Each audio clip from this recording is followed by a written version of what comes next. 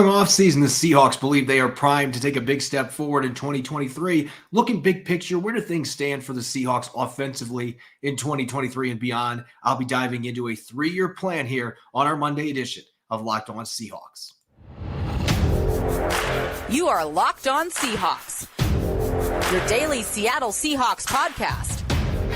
Part of the Locked On Podcast Network, your team every day.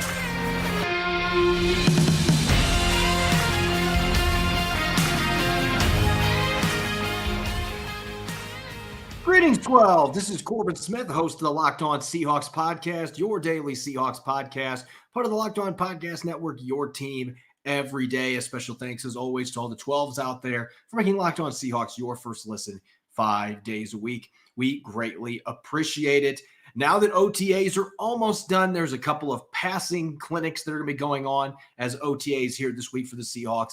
But the offseason program, for the most part, is in the rearview mirror. Going to be shifting the focus to our 90-man countdown, breaking down all 90 players on Seattle's roster. We'll start today with numbers 90 through 86, including a local player that Huskies fans should know pretty well after being a team captain last year at the University of Washington. And I'm going to be diving into Seattle's 3-year plan on the offensive side of the football, where things stand in the depth chart, which positions they're set at, and which positions could be a bit of a concern after this upcoming season. Jam-packed episode coming your way courtesy of FanDuel Sportsbook, the official sportsbook of the NFL. Make every moment more. Visit FanDuel.com/lockedon today to get started.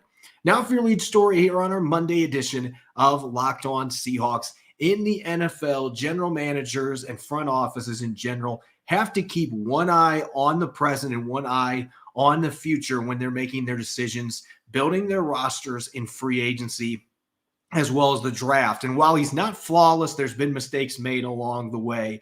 John Schneider has been one of the best in the business at doing this, finding ways to build his roster for the present while also keeping the future in mind. He's been especially good at doing that with contracts with star players. You can also give some credit to Matt Thomas, their cap guru, for that. And when you look at where the Seahawks stand, not just in 2023, this upcoming season, but in the next couple of years, the next 3 seasons to be exact, you're going to be hard-pressed to find teams in the league that have a better foundation long-term on offense than what the Seattle Seahawks have currently. Looking at their depth chart here from a 3-year perspective, right now the Seahawks, their starters at quarterback, running back, receiver, left tackle, right tackle, and kicker. We're going to count kicker as an offensive position in this instance. All of those positions, they have their starter under contract, at least the way that things stand. They have their starter under contract through the 2025 season. And you have several other spots, including tight end, where you have at least one player that's under contract. You've got some players waiting in the wings at positions like right guard that could be ready to take over. I'm going to dive more into those individual positions as we go. But when you look at this depth chart again, you're going to be hard-pressed to find, with some of the decisions the Seahawks made this offseason, a team that is better equipped to score a lot of points and be a productive offense for the next 3 years than what the Seattle Seahawks have built here. And obviously, there's some caveats here. If Geno Smith falls back to earth this upcoming season, his contract has been set up with a lot of escalators in it, incentives-based salary. If he goes out and regresses and the Seahawks decide, you know what, it's time for us to move on, let's get another quarterback next offseason, then that certainly changes the equation here for Seattle, because now the most important position in the sport now is a major question mark. But assuming that Geno Smith is able to build off what he did last year as a Pro Bowler, the comeback player of the year, you've got yourself a really solid veteran quarterback at the helm. In the backfield, you've got Ken Walker III. You drafted Zach Charbonnet, a receiver, Tyler Lockett, DK Metcalf. They're both under contract for the next multiple seasons. You just added Jackson Smith-Njigba. The tight end group, at least for now, you've got Noah Fant, you've got Will Dissly, you've got Colby Parkinson.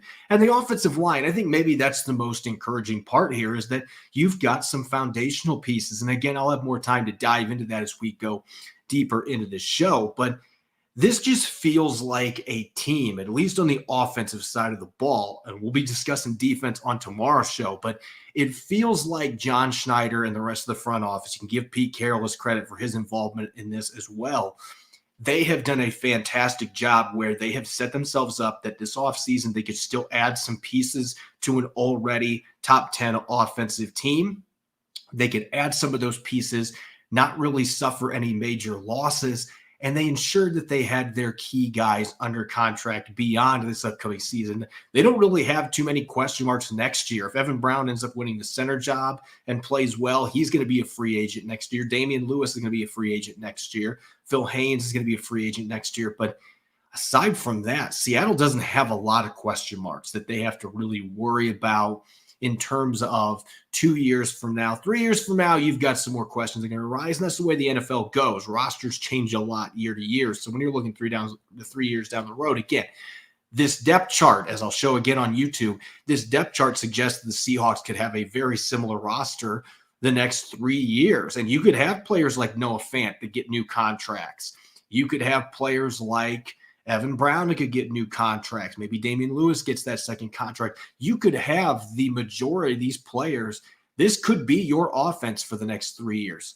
But Seattle's going to have draft picks. They're going to have some financial flexibility to be able to go out and sign some players. So you expect there's going to be some changes in there. We don't know what those are going to look like necessarily. But starting off from a macro viewpoint, just looking at the depth chart as a whole, again, you're going to be hard-pressed after re-signing Geno Smith, some of the additions Seattle made in the draft, the extensions they've handed out the last couple of years to players like Lockett and Metcalf. You're going to have a difficult time finding teams in the NFL from top to bottom, whether you're looking at the running backs, the quarterbacks, the other skill positions, your tackles, your interior offensive line. You're going to find it very difficult to put another team on a list in terms of best chance to be an explosive offense the next 3 years in the Seattle Seahawks. They have set themselves up very favorably to be able to put a group out there that can not only consistently put points on the board. I mean, this could be a team this year. I think it'd be disappointing if they are outside the top 5 in points scored, but they have put themselves in a position where they can consistently be a prolific offensive team. And I think the one thing that could make this a bit more interesting down the road, when you're talking 3-year plans, you have to also consider the coaching staff. And if Seattle does finish in the top 5 in scoring, they win 10-plus games, they win a playoff game or more, Shane Waldron is going to be a top candidate, especially since he originally came from working with Bill Belichick and then was with Sean McVay for several years in LA. Sean McVay's assistance, that's kind of cooled down here over the last year after what happened last season for the Rams. But still, a lot of guys that have been on his staff have gotten coaching jobs. So Shane Waldron, that's a big X factor here. You might have the same players, but are you going to have the same play caller that's had the success with those players? Who ends up replacing him if he bolts to take a head coaching job? So those are the variables you have to consider when you're looking at 3-year plans. It's not going to be concrete where all the players I just showed in the depth chart, they're going to be here next year and a year after. There are going to be some curveballs thrown in there because this is the NFL. And there's always things that are changing year to year. Coaching staff is another thing that you have to consider. What I'm going to be looking at next, so I'm going to be diving deep, looking at positions more specifically. Where are the Seahawks best equipped for the next 3 years on offense? And where are the couple positions where they do have some concerns beyond 2023? Going to be a fun discussion. I'll be checking out 5 total positions coming out next year on our Monday edition of Locked On Seahawks. This episode is brought to you by FanDuel. Make a fast break to FanDuel during the NBA Finals because right now, new customers can get a no-sweat first bet up to $2,500. That's $2,500 back in bonus bets. If your first bet doesn't win, just download the FanDuel Sportsbook app. It's safe, secure, and super easy to use. Then you can bet on everything from the money line to points scored and three-pointers drained. I'm a huge fan of player prop parlays, and you can make bets such as Jamal Murray scoring 20 points at minus 470 in Game 5 of the Finals, and you'll get paid instantly if you win. Plus, FanDuel even lets you combine your bets for a chance at a bigger payout with a same-game parlay. There's no better place to bet on all the playoff action than America's #1 sportsbook. Visit FanDuel.com/lockedon and get a no-sweat first bet up to $2,500. That's FanDuel.com/lockedon. FanDuel, official sports betting partner of the NBA. You're listening to the Monday edition of Locked On Seahawks. I'm your host, Corbin Smith. A special thanks to all the 12s out there, whether you're listening in Arizona, in enemy territory, in Glendale, or you're over on the other side of the country listening from Massachusetts. We greatly appreciate you making Locked On Seahawks your first listen 5 days a week. And for our everydayers, I'll be rejoined by Rob Rang. Had some things come up today, could not join the episode, but my co-host in crime will be back with me tomorrow. And we'll continue our 3-year plan series looking at the defensive side of the football, the depth chart, where the Seahawks are set, their biggest questions moving beyond 2023. And we'll continue our 90-player countdown as well with the next 5 players. You won't want to miss another jam-packed episode coming your way. So make sure you're listening in tomorrow to the episode. All right, continuing our 3-year plan series. I just looked at the depth chart with our listeners. The Seahawks look to be in really good shape on the offensive side of the football beyond 2023. There's a lot to be excited about this year, obviously, and you got to be looking short term in the NFL more than other sports because you got to be thinking about the physicality, the injuries that happen in the sport, short shelf lives, especially at certain positions. With that being said, again, NFL general managers, the ones that consistently can get their teams into the postseason, they have an ability to be able to have one eye on the present and another eye on the future. And I think John Schneider is as good as any general manager in the NFL at that. It's one of the reasons that he is still hanging around here after more than a dozen seasons in Seattle. He's had his hiccups here and there. Every general manager does, but he's still one of the best in the business. I think this is one of his biggest strengths, one of the biggest strengths of this front office. When you look at Seattle's offense at a more micro level, individual positions, I think there are a number of spots that jump out where the Seahawks are in incredible shape. And of course, I got to start with the running back position first and foremost. And some are going to question the decision that was made recently to draft Zach Charbonnet in the second round because Seattle just invested in a second round pick in Ken Walker III a year ago. But I think when you're looking at the first big reason why running back tops my list in terms of best long-term outlook positions for the Seahawks, you've now invested these 2 second-round picks in Ken Walker III and Zach Charbonnet. They're different style runners. They can both catch the football. Charbonnet, I think, has more upside as a third down back with his pass protection skills. He's probably the better overall receiver of the two. But you've got a talent surplus with those two. You still got DJ Dallas on the roster. He's only got 1 year left in his contract, but Kenny McIntosh, the rookie that you really like, can catch the football. 3 of those 4 guys, they are under club control, signed through at least 2025. And at the running back position, that's a big deal. You want to have guys that you can interchange there, keep them fresh, and also the injury attrition at that position. You want to make sure you have quality players, as many as you can get your hands on. Seattle's now got 3 that they really like that have been drafted in the last 2 draft classes. And maybe DJ Dallas ends up coming back on a second contract at a cheap price too. That is a possibility. But you consider the club control, you consider the talent that they've got at this position, the investments they have made on high draft picks at this spot. If Charbonnet hits, then they're really going to be one of the best 1-2 punches in the NFL in the running back group, and low cost. And this was a question that was raised on the mailbag recently. Are the Seahawks drafting running backs like this early on so that they can keep that cost low and still have premium talent at the position? And I think there is a little bit of that weighs into this. I don't think they're purposely trying to avoid second contracts with these guys necessarily, but maybe that plays into it. There's not going to be a cap hit in this running back room through the 2025 season of more than $2.6 million. So the Seahawks are going to have a really cheap investment financially at that position. If they want to pay Ken Walker III or they want to pay Zach Charbonnet, then that will change down the road. They'll have to pay a little bit more in money, but they not only have talent, but they are paying a really low cost there at the running back position with a group that should be one of the better ones in the NFL. The guys that block for these running backs, in particular the tackles, that would be number 2 for me in terms of best long-term outlook. And again, you've got proven young talent. Charles Cross, Abraham Lucas, they started 17 combined games together in the regular season and playoffs. That has only happened 2 times in NFL history. The Cardinals in the 80s and the Seahawks last year, where they had 2 rookies start that many games together at the tackle spots. And then club control. This is going to be a common theme here. One reason the long-term outlook looks so good, Cross and Lucas have at least 3 seasons together on their rookie contracts. Cross, they could pick up his 5th-year option down the road. Maybe they extend him before that happens. Maybe Lucas gets extended, and then you're going to have your costs weigh in. It's going to be more expensive to keep him at that point, especially with the trajectory they look to be on. But the other good thing is that with those two guys, especially Lucas being on an affordable rookie deal, you've also got Jake Curhan, you've got Stone Forsythe. Those guys are late round picks or undrafted players that are going to be under club control for the next 2 years and not over a cap hit of $1.9 million for either one of those guys in an individual season. So you've got affordable depth. You got a few guys that have played some snaps. Curhan played in 5 games as a rookie. Forsythe started 1 game last year and I thought played pretty darn well, replacing Abraham Lucas. So they've got youth. They've got affordable contracts for the next 3 years.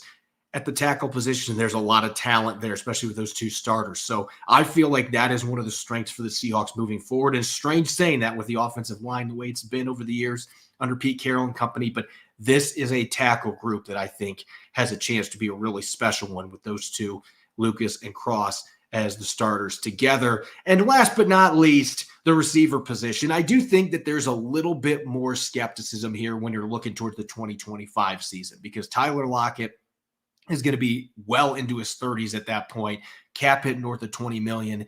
The Seahawks may be in a position by that point where they have to make a tough decision. It really depends what Lockett's next couple seasons look like, but still, you have both Lockett and Metcalf locked up through 2025. So you get your 2 star players under contract together. You just added Jackson Smith-Njigba. D. Eskridge is having a great offseason program. There's still some optimism in the organization that he can still be a factor. And they like Derek Young a lot too. So you've got 3 players that have been drafted in the last 3 years there. They have at least 2 years under club control on affordable contracts to go with your stars. And they got other players like Cade Johnson and maybe one of their undrafted players like a Jake Bobo or Matt Landers that could make this football team as well. So they've got a lot of depth. There's ascending young talent. You've got the established stars under contract for the next 3 years. So receiver is another position. Even though Lockett's future beyond 2024, there's going to be some question marks there, what they're going to do with those cap hits and him being an older player. We'll see what happens, but that is still a position that looks like it's going to be very good for the next several seasons for the Seattle Seahawks. It's a little tougher on offense to find major holes, as I showed on that depth chart earlier, at least in terms of stability. Seattle's got a lot of guys under contract, but tight end jumps out to me as the biggest long-term concern position, and it's mainly because of the expiring contracts that the Seahawks have. Noah Fant and Colby Parkinson are both going to be hitting free agency next March. And then you've got the Will Dissly conundrum, and this is a twofold conundrum. One, Dissly has had a lot of injuries in his NFL career, including last year being on injury reserve at the end of the season with that mysterious knee injury. Now, he looks like he's fully recovered. He's looked great in their offseason program, should be ready to go for the start of the season. But he's had those injury concerns, and he's got a cap hit over $10 million in the final year of the 3-year contract he signed a couple Marches ago in 2024. So you not only have the uncertainty with the other 2 top tight ends being free agents next year, but you're going to have to maybe make a decision on Will Dissly next year with that cap hit. Do we give him another contract to try to squeeze out a little bit of that money down the road, or are injuries going to play into this? Maybe we consider moving on from Will Dissly. I think that there will be some decisions that have to be made there. So your top 3 tight ends either are going to be free agents next year, or you've got some long-term concerns about health and productivity with Will Dissly. So there are going to be some major concerns there, and they don't have much depth. Tyler Mabry is the only other player that's got NFL experience that's on the roster at tight end. Noah Gindorf's a player they signed in undrafted free agency that there's been a little bit of buzz about, but he's got an injury history too. They didn't draft a tight end. So short term, this looks like a really good group. I think beyond this year, though, it's a big question mark for the Seahawks.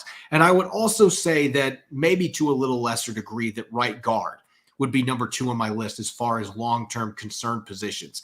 And it goes back to the expiring contracts. Damian Lewis is going to be a free agent in March. So is Phil Haynes, who is in a prove-it year this year. He's trying to hold on to that job with Anthony Bradford being drafted at right guard. Haynes has 5 NFL starts under his belt. Anthony Bradford has 1 year as a starter at LSU, obviously has no NFL starts. So you've got a lack of experience on the right side, and there's very little depth away from Bradford. I mean, Evan Brown can play guard, so that's something worth noting here if he doesn't win the center job, but he's only under contract for this year. Jake Curhan is a tackle by trade. He's played a little bit of guard, but not a lot of experience there. Bradford and Curhan are really the two main backups at that position, and maybe Evan Brown gets thrown into that hat, but you have question marks about the depth at that position as well. So I'm optimistic about Anthony Bradford. I think that there's a chance he could be a really solid NFL starter at right guard, but that's not a given for a fourth-round pick. Even though he's a really good athlete at 330-plus pounds, he hasn't played a lot of football as a starter in the SEC, and now you're going to be maybe asking him to start early in his NFL career.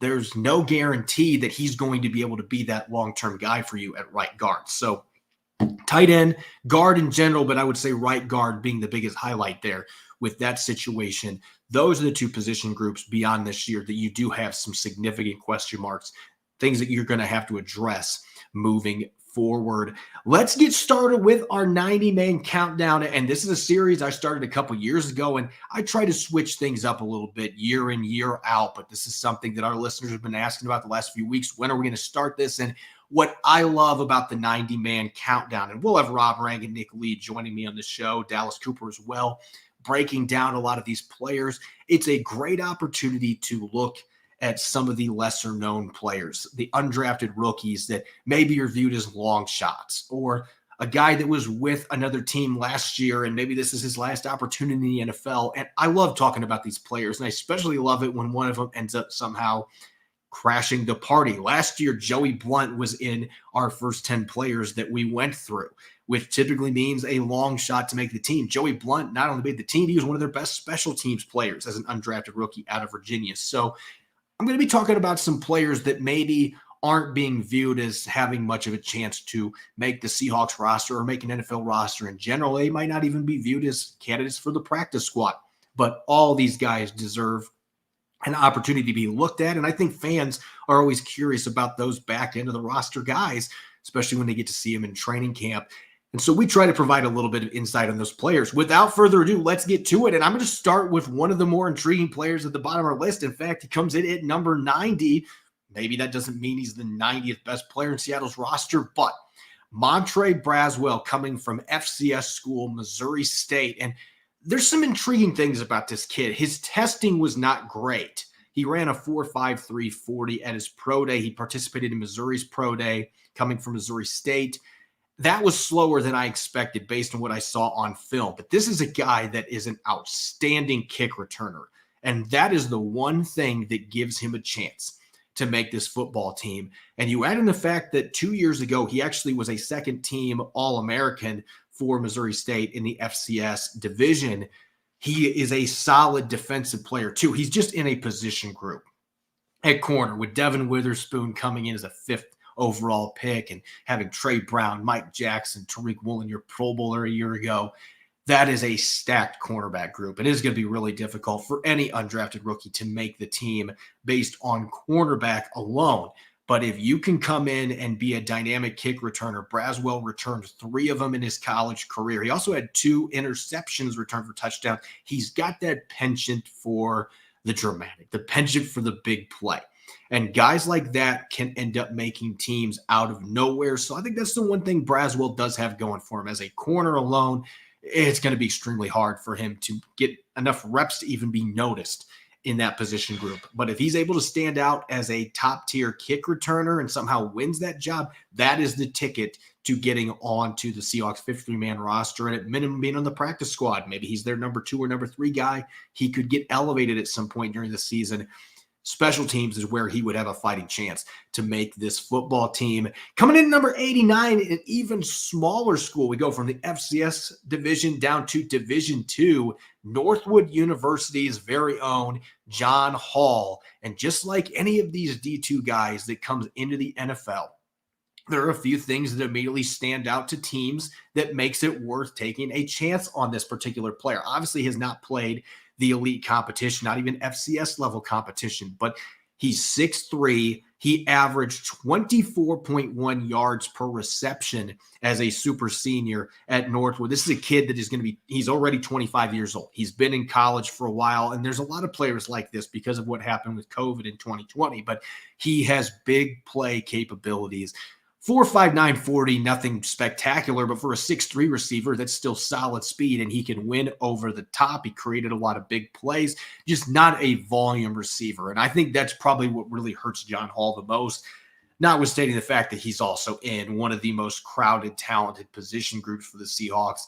Another player that if you can find a way to contribute on special teams, maybe the Seahawks give you a little closer look, but this feels like a guy that's going to be auditioning for another team's practice squad or even another league potentially in August. But the big playability and the size, those are two things that are working in his favor to at least stand out in preseason games and put together some really solid film for another team. I just think it's going to be difficult with all the good players Seattle has at receiver for John Hall to be able to get many opportunities and be able to push for a roster spot or even a practice squad spot for the Seahawks at receiver.